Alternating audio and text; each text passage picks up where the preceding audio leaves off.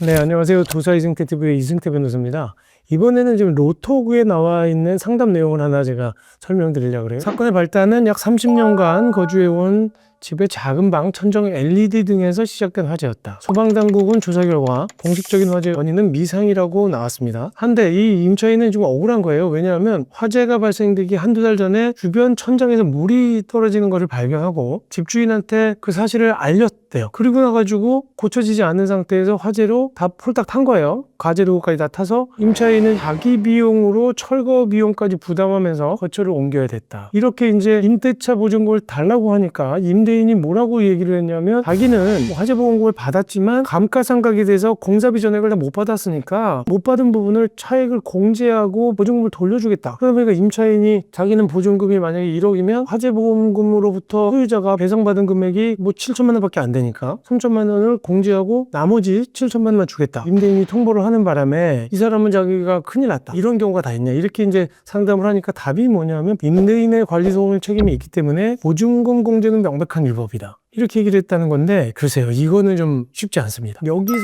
그냥 답이 보증금 공제한 거 위법이다 이렇게 볼 수 없는 이유가 임대인과 임차인 사이에서 누가 화재의 책임이 있느냐의 부분이거든요. 보통은 우리가 758조에서 민법 기본적으로 공작물의 설치 보존의 하자가 누구한테 있느냐를 가지고 소송을 해요. 기본적으로는 공작물 설치 보존의 하자의 1차 책임은 점유자인 임차인에게 있습니다. 그리고 2차 책임이 소유자에게 있는데 1차 책임, 2차 책임이라고 해서 두 가지를 같이 책임질 수 있는 게 아니라 설치 보존에 하자가 있을 경우에는 1차적으로 점유자가 무조건 다 책임져요. 그리고 나서 점유자가 자기 책임 없다는 것을 증명해야지만 그럴 때 소유자가 설치 보존에 하자가 있는 경우에 한해서 소유자가 무과실 책임을 지는 거예요. 근데 이 공작물 설치 보존에 하자라고 하는 거는 제3자, 다른 사람하고의 관계에서 주로 나오는 거고 물론 임차인, 임대인 관계에서도 이런 주장을 할 수가 있긴 하지만 임차인 입장에서는 오히려 불리하죠. 공작물 설치 보존의 하자를 주장하게 되게 되면 본인이 과실 없음을 입증을 다 해야 돼요. 그렇지 않으면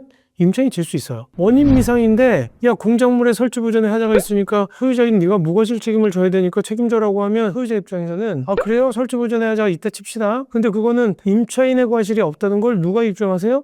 임차인이 입증하세요. 입증한다는 게 쉬운 게 아니에요. 내 과실 없음을 입증해야 되는데 이 사안에서 문제가 뭐냐면 지금 여기서 만약에 전등에서 LED 등에서 깜빡깜빡 거렸어요. 주변에서 비가 새는 게 있었기 때문에. 근데 그거를 갖다 고쳐주지 않았다라고 하는 것과 여기서 보면은 지금 그 내용도 조금 이상한데 천정에서 물이 떨어지는 걸 보고 LED 등이 깜빡깜빡 거린 거냐 아니면 그냥 그거랑 관계없는 곳에 떨어지는 거냐에 따라 또 다를 수도 있고 화재 원인이 미상이기 때문에 누수가 원인인지도 몰라요. 단순히 임대인이 고쳐주지 않았다 천정에서 비 새는 거를 그것만 가지고 화재의 책임을 물을 수도 없어요. 설치 보존의 하자라고 보기도 어렵다는 거예요. LED 등의 설치가 누구 거냐에 대한 문제거든요. 임차인이 만약에 전세로 들어올 때 만약에 자기가 수리를 했다거나 자기가 설치한 것이거나 하게 되면 그 책임은 오히려 임대인에게 없죠. 그러니까 이 경우가 말이 되려고 하면 내가 설치한 게 아니라 난 못 만들어 왔는데 LED 등도 소유자가 다 설치한 건데 그거 내가 왜 책임져? LED 등을 교체하거나 누수를 고칠 수 있는 권한이 누구한테 있느냐. 그러니까 내가 임차인이 임대인의 승인을 안 받아도 되는 거는 그게 문제가 돼서 화재가 나면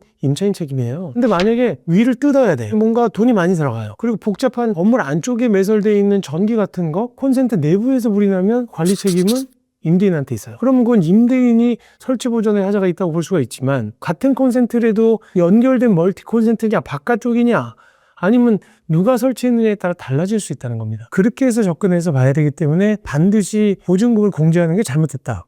이렇게 볼 수도 없어요. 그렇기 때문에 임대인 입장에서도 이 주장을 뭐라고 얘기하냐면 758조의 공작물 책임으로 안 묻습니다.